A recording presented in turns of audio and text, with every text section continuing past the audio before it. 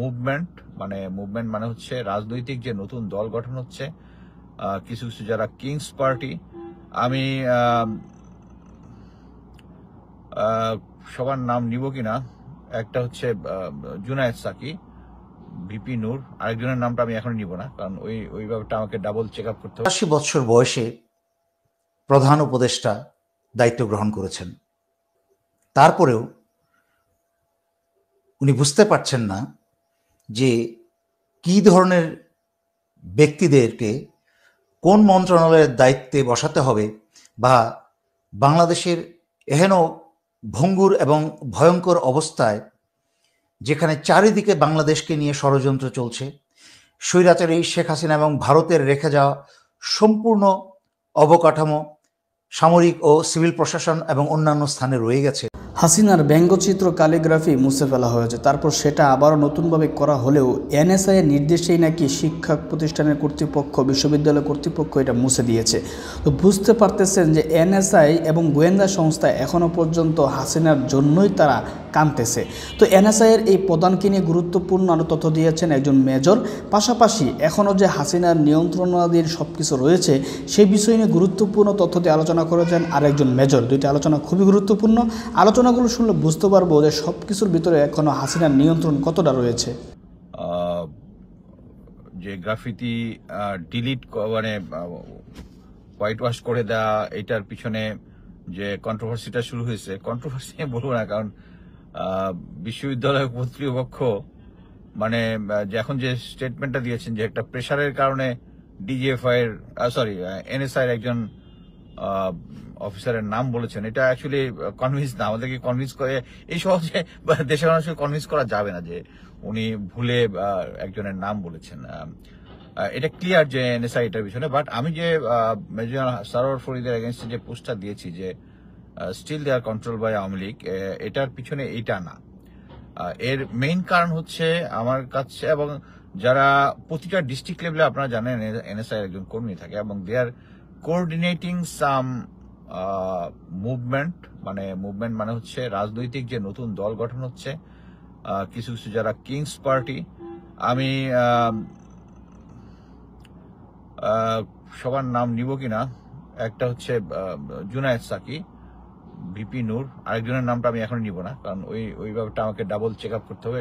এই দুটা নাম এরা যে দল করতেছে, প্লাস হচ্ছে অন্যান্য যে সমস্ত নতুন দল হচ্ছে, এটার পিছনে এনএসআই সাপোর্টিং। আমার কথা হচ্ছে এটা কনফার্ম হইতে হবে যে NSI is suppose to run by প্রধান উপদেষ্টা। এখন প্রেজেন্ট সিচুয়েশন, প্রধান উপদেষ্টা কি চাচ্ছে যে তার গোয়েন্দা সংস্থা, যাদের চার্টার অফ ডিউটি হচ্ছে প্রতিবেশী সম্বন্ধে এবং কাউন্টার ইন্টেলিজেন্স করা, তিনি কি চাচ্ছেন যে রাজনৈতিক দল কোনটা হবে, কাকে এনে কোন দলে জয়েন করাইতে হবে, এটা নিয়ে এনএসআই মাথা ঘামাক? This is not job of NSI, এবং এনএসআই ইজ ডুইং ইট।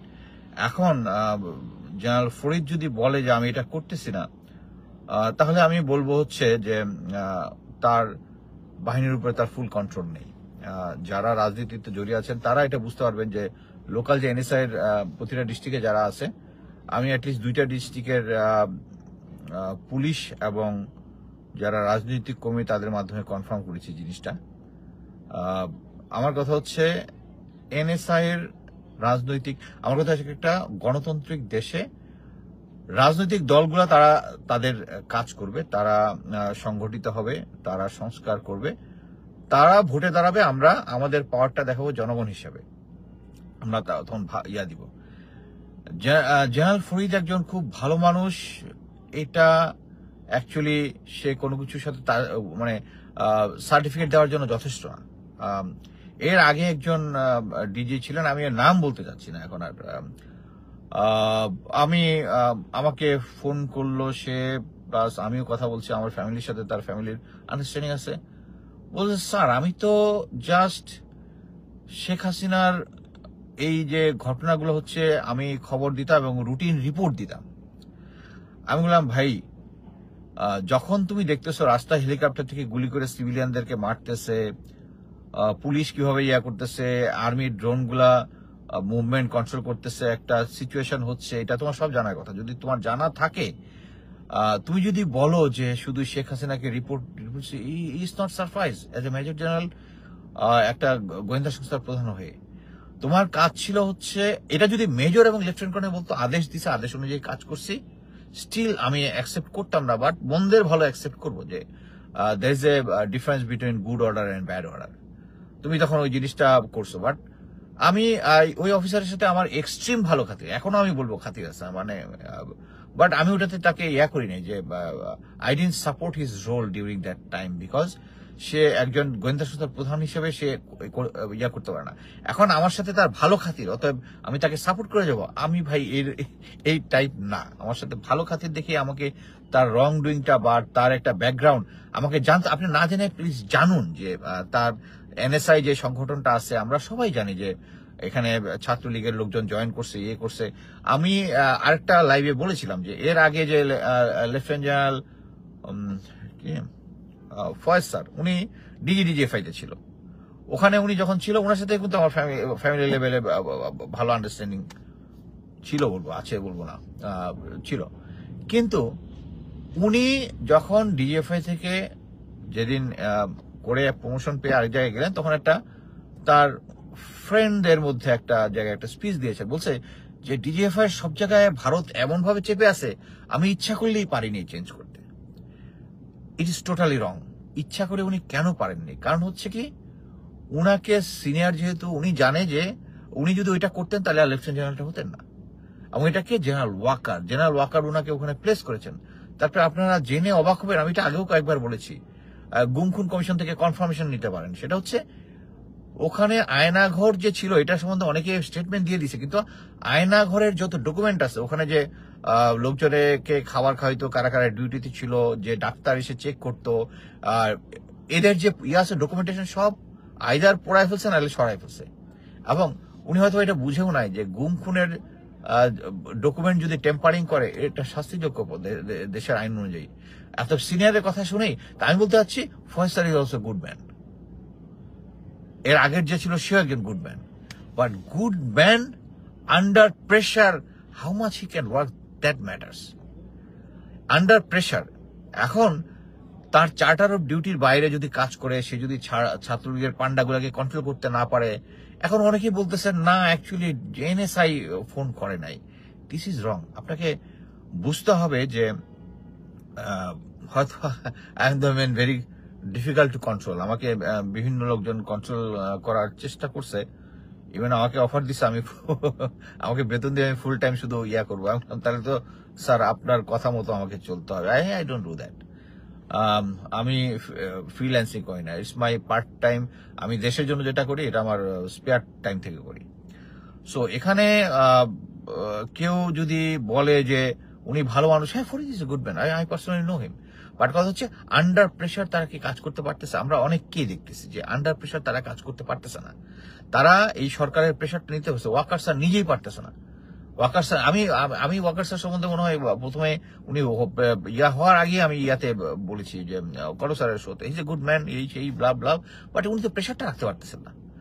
হ্যাঁ, প্রেশারটা তো উনি রাখতে পারতেছেন না। উনি এখন পর্যন্ত কাউকে, আমরা জানি, কারোর বিরুদ্ধে ব্যবস্থা নিচ্ছেন না। আমি আজকে দেখলাম জুলকারনাইন স্যার একটা দিছে, আমাকে মানসিক স্বাস্থ্যের জন্য দোয়া করছে, সবাই আমিন বললেন, যাতে আমার যদি আসলে কোনো সমস্যা থাকে হয়ে যায়। বাট জিনিস হচ্ছে কি, আমি ওর সম্বন্ধে কিছু বলবো না, because he is a son of A military officer. আমাদের মিলিটারি সাথে জড়িত যারা আছে তাদের সম্বন্ধে আমাদের মনে করছে আমাদের ভাতিজা আসে। এনিওয়ে, সে যেটা হয়তো বিশ্বাস করে ওইটাই করেছে, বা এটার পিছনে অন্য কিছু আছে কিনা আমি জানি না। আমি এই ধরনের ডেরিভেটিভ কমান্ড করা মিলিটারি ফ্যামিলির মধ্যে is not good. Anyway, but কথা হচ্ছে আপনারা বিভ্রান্ত হতে পারেন। হ্যাঁ, অনেকেই লিখছে যে ওখানে দেখলাম যে ভেরি কনফিউজ হতে পারেন, কিন্তু কথা হচ্ছে আপনার গ্রাউন্ডে যেটা হচ্ছে ওইটার দিকে বেশি নজর দেন। গ্রাউন্ডে যেটা হচ্ছে, আমি মিলিটারি হিসাবে আপনি বলতে পারেন যে অনেকে আছে যে আমি মিলিটারিকে ডিগ্রেড করতেছি। ভাই, এইটা 15-20 বছর আগের মিলিটারি না। এখন আমাদের মিলিটারি সরাসরি গুমের সাথে জড়িত, খুনের সাথে জড়িত, কি বলে ইলেকশন টেম্পারিং এর সাথে জড়িত, এবং এরা আমাদের মধ্যেই, এদেরকে সবাই যে খারাপ লোক তা না, এই ভালো লোকরা এগুলোর সাথে জড়িত হয়েছে। এবং আমরা যদি এখন সে আমার সাথে ভালো খাতির, আমার সাথে খুব ভালো রিলেশন, সো আমি তাকে সাপোর্ট করবো। আমি এই পার্টির মধ্যে না, এই পার্টির মধ্যে না। আমি মনে করি যে আমি যদি দেশকে ভালোবাসি, আমি যদি আর্মিকে ভালোবাসি, আমার আর্মিকে শুদ্ধ করতে হবে। আর শুদ্ধ কিভাবে করতে হবে? ফিউচারে যেন কেউ চোখ বন্ধ, মানে কেউ যেন সাহস করে যদি নেক্সট যদি বিএনপি বা জামাত বা যে কেউ আসুক বা ইয়াদের পার্টির যে কেউ আসে, তারা যদি কারো কণ্ঠ রোধ করার জন্য যদি বলে তাকে তুলে নিয়ে আসো, ওই আর্মির যারা অফিসার যারা আছে, যারা র্যাবে বা ডিজিএফআই বা এনএসএস চাকরি, তারা যেন বলতে পারে যে আমি এই অন্যায় কাজটা আমি করবো না।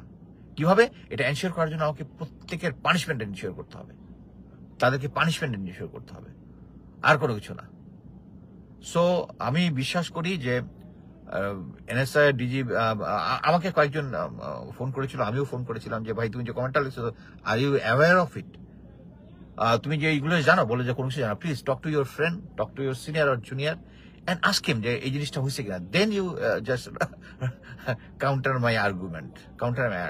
কারণ সুন্দর চেহারা, সে ভালো মানুষ, এর মানে এই না যে আমরা কি দেখতেছি না যে দেশের মধ্যে যতগুলো ক্রাইসিস হচ্ছে, এই গোয়েন্দা সংস্থা হচ্ছে এনএসআই কি একটা তথ্য দিতে পারছে আগে যে এখানে সামনে এই গন্ডগোলটা হবে, সেই গন্ডগোল সরকারকে দিলে তো আমরা জানতাম অ্যাটলিস্ট। কারণ এখন পর্যন্ত যা হচ্ছে, শেখ হাসিনার আমলে তারা কোন জায়গায় কোন বিল্ডিং এর কততম তালায় বেসমেন্টের ভিতরে ইসলামিক বই নিয়ে কারা কারা কনফারেন্স করতেছে ওইটাও সবাই জানে।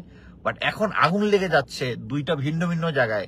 এখন কি কোনো গোয়েন্দা সংস্থা কি বের করে এখন পর্যন্ত কোনো স্টেটমেন্ট দিছে যে এটা নাশকতা?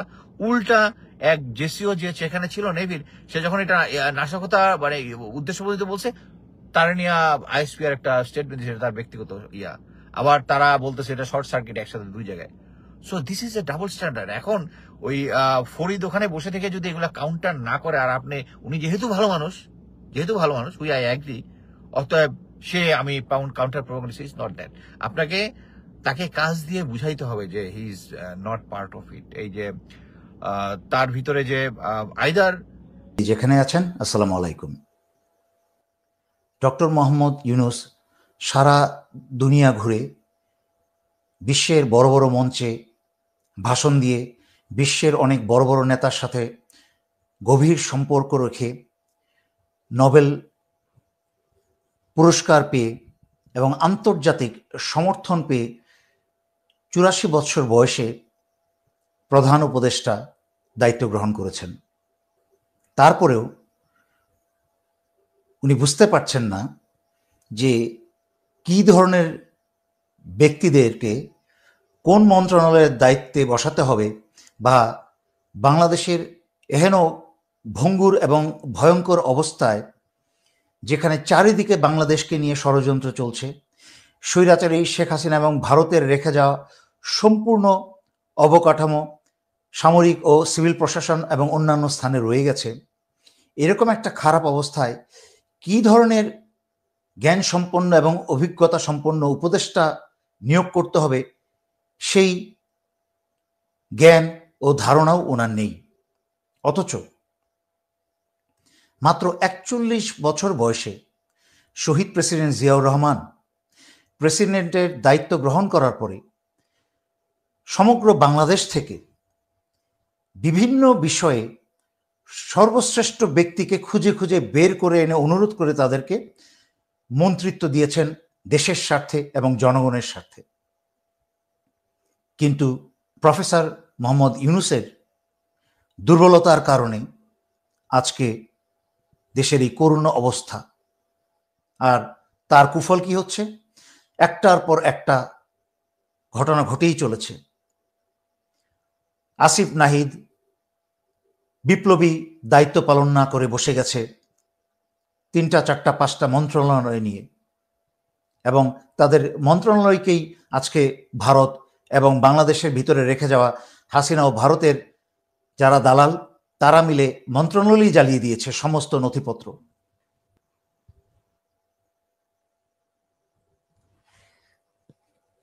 পররাষ্ট্র মন্ত্রণালয়ে রাষ্ট্রদূত হিসাবে নিয়োগ দেওয়া হয়েছে 2 জন মেজর জেনারেলকে, মেজর জেনারেল মোহাম্মদ খালেদ আল মামুন এবং major general Mohammad Mahbubur Rashid. Major general Khaled Al Mamun এবং মেজর জেনারেল রশিদ ডক্টর ইউনূসের নাকের ডগার সামনে দিয়ে স্বৈরাচারী শেখ হাসিনার এবং ভারতের দালাল যারা এই জেনারেলগুলোকে, তাদেরকে পুনর্বাসন করা হচ্ছে, তাদেরকে পুরস্কৃত করা হচ্ছে, অথচ তাদের হওয়ার কথা তিরস্কৃত। তাদেরকে তিরস্কার না করে, তাদের অপরাধের জন্য তাদেরকে জেলে না পাঠিয়ে, চাকরিচ্যুত না করে তাদেরকে রাষ্ট্রদূত হিসাবে নিয়োগ দেওয়া হচ্ছে। আবার চিঠিতে কি বলেছে? কে বলেছে? রাষ্ট্রপতি চুপ্পুর আদেশক্রমে জনতার স্বার্থে। এটা কি জনতার স্বার্থে না ভারত ও হাসিনার স্বার্থে? এই মেজর জেনারেল খালেদ আল মামুন সেনা সদরে থাকা অবস্থায় 7ই জানুয়ারির নির্বাচনের আগে অন্যান্য অফিসারের উপস্থিতিতে সে অহংকার করে বলেছিল যে ইনশাল্লাহ আমরা আবার ক্ষমতায় আসব। মানে একটা সেনাবাহিনীর ইউনিফর্ম পরে একটা সেনা অফিসার এবং জেনারেল সে বলতে পারে নিজেকে আওয়ামী লীগের হিসেবে যে ইনশাল্লাহ আওয়ামী লীগ আবার ক্ষমতায় আসবে, এবং নিজেকে সেনা অফিসার হিসেবে না দেখে একটা রাষ্ট্রীয় দায়িত্ব ওয়াদানি করে একটা রাষ্ট্রীয় দায়িত্বে থাকা অবস্থায় সে নিজেকে ঘোষণা দেয় আওয়ামী সদস্য এবং বলে যে ইনশাল্লাহ আমরা আবার ক্ষমতায় আসব। 7ই জানুয়ারির নাটকীয় দুর্নীতি নির্বাচনের মাধ্যমে কিছুদিনের জন্য এসেছিল। এই গোপালী, খালেদ আল মামুন এরা হচ্ছে 100% ভারতের এবং স্বৈরাচারী শেখ হাসিনার লয়াল। এবং আরেকজন মেজর জেনারেল মাহবুবুর রশিদ, বাংলাদেশের সবাই জানে যে কি করে গোপালগঞ্জে ষড়যন্ত্র করে সেনাবাহিনীর বিরুদ্ধে জনতাকে দাঁড় করিয়েছিল। বাংলাদেশের সেই পরিস্থিতিকে, অস্থিতিশীল পরিস্থিতিকে আরো জটিল এবং অস্থিতিশীল করতে ভারত এবং স্বৈরাচারী হাসিনার সপক্ষে। তাদের তো চাকরিচ্যুত করে জেলে থাকার কথা। কে এবং কারা এদেরকে তিরস্কৃত না করে পুরস্কৃত করছে তা আমরা সকলেই জানি। ডক্টর মোহাম্মদ ইউনূস কি করে মনে করেন যে সশস্ত্র বাহিনী, সিভিল প্রশাসন এবং অন্যান্য স্থান থেকে ভারত এবং স্বৈরাচারী শেখ হাসিনার রেখে যাওয়া অবকাঠামোকে ধ্বংস না করে উনি কোনো প্রকার সংস্কার করতে পারবেন? তার মানে কি দাঁড়ালো? উপদেষ্টা নিয়োগের ক্ষেত্রে উনার কোনো জ্ঞান নেই, এবং সংস্কারের যে পূর্ব শর্ত যে স্বৈরাচারী শেখ হাসিনার সকল দালালদেরকে এবং ভারতের রয়ের নিয়োগ দেওয়া সকল দালালদেরকে প্রথমে উৎখাত করতে হবে, তাদেরকে উৎখাত না করে বাংলাদেশে কোনো প্রকার সংস্কার সম্ভব নয়। টার্কিয়েতে এরদোয়ানের বিরুদ্ধে যেই ক্রূর চেষ্টা করা হয়েছিল, তারপরে লাখের উপরে সরকারি এবং সামরিক চাকুরিজীবীদেরকে বিতাড়িত করে দেওয়া হয়। তাতে কিন্তু টার্কির সরকার বা প্রশাসন কিন্তু থেমে যায়নি, বন্ধ হয়ে যায়নি, বরং তার চেয়ে আরো শক্তিশালী এবং ভালোভাবে চলেছে। কেন বাংলাদেশ সশস্ত্র বাহিনী থেকে এবং সিভিল প্রশাসন থেকে যত ব্যুরোক্রেট আছে হাসিনার আমলের, সবাইকে ঢালাওভাবে বের করে দিয়ে অন্যান্য যারা আছে তাদেরকে দিয়ে আস্তে আস্তে প্রশাসনিক সেই দায়িত্ব পালন করা সম্ভব নয়? কেন সম্ভব নয়? উনি তো নোবেল পুরস্কার পেয়েছেন, উনি তো সারা বিশ্বে অনেক ভাষণ দিয়ে বেড়ান এবং অনেক তত্ত্ব এবং নীতি কথা শোনান।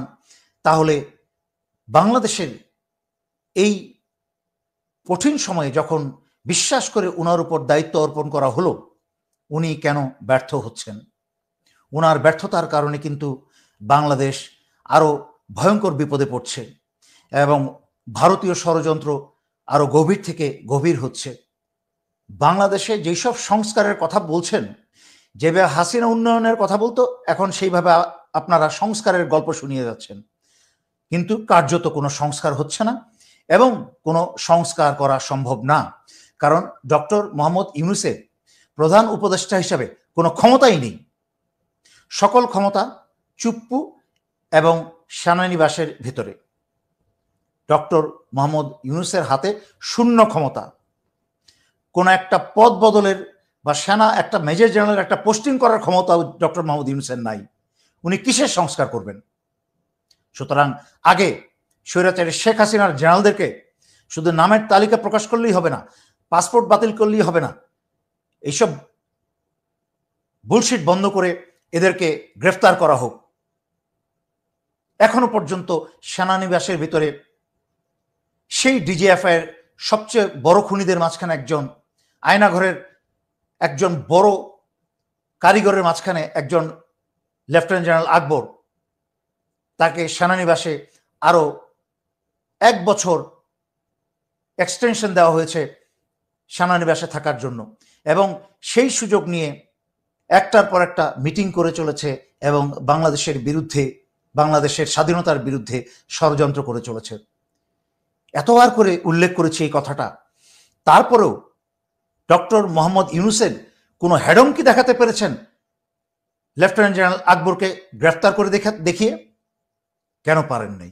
কারণ হাসিনার এবং ভারতের সকল শয়তানদেরকে, তাদেরকে এই চুপ্পু এবং সেনানিবাসের ভিতরে যেসব ক্ষমতা আছে তারা কাভার দিয়ে রেখেছে, তাদেরকে প্রোটেকশন দিয়ে রেখেছে। কেন? সেই সুদিনের আশায় যেন ভারত আবার বাংলাদেশের দখল নিতে পারে। এটা কি আমাকে আর কতভাবে চোখে আঙুল দিয়ে দিয়ে দেখাতে হবে এই প্রধান উপদেষ্টাকে এবং এই অথর্ব উপদেষ্টা সরকারকে? তাই আশা করি নিজেদের যদি কোনো যোগ্যতা থেকে থাকে তা প্রমাণ করে দেখান। এই সকল ব্যক্তিদেরকে 1 সপ্তাহের মাঝখানে চাকরি থেকে বরখাস্ত করে যাদেরকে জেলে নেওয়ার কথা তাদেরকে জেলে ভরে তারপর বিচার শুরু করেন, যেন কেউ পালাতে না পারে। আজকের জন্য এখানে আমি শেষ করছি। ধন্যবাদ। আসসালামু আলাইকুম। দর্শক, আলোচনাগুলো শুনেছেন, শুনে বুঝতে পেরেছেন এনএসআই এর নির্দেশে এটা তিনি করতে বাধ্য হয়েছেন বিশ্ববিদ্যালয় কর্তৃপক্ষ। তো এনএসআই গোয়েন্দা সংস্থা এখনও পর্যন্ত হাসিনার জন্যই কাঁদতেছে। চিন্তা করতে পারেন বিষয়টা, যেখানে হাসিনার ক্যালিগ্রাফি আছে, এগুলো থাকুক, এগুলো থাকলে সমস্যা কী? তাদের কাছে ভালো লাগতেছে না, তাদের মার এই ক্যালিগ্রাফি তারা দেখতে পাচ্ছে না, এই জন্য মুছানোর জন্য তারা চাপ দিয়েছিল। দর্শক, আলোচনা 2টা শুনেছি, 2টা আলোচনা শুনে মোটামুটি বুঝতে পেরেছেন যে আসলেও আমরা কতটা বিপদগ্রস্ত আছি। এখনও পর্যন্ত যে হাসিনার শাসনামলে চলতেছে, যদিও হয়তো বা মানুষগুলো পরিবর্তন হয়েছে, কিন্তু যে নিয়ম নীতি সবগুলো আগের মতোই চলছে।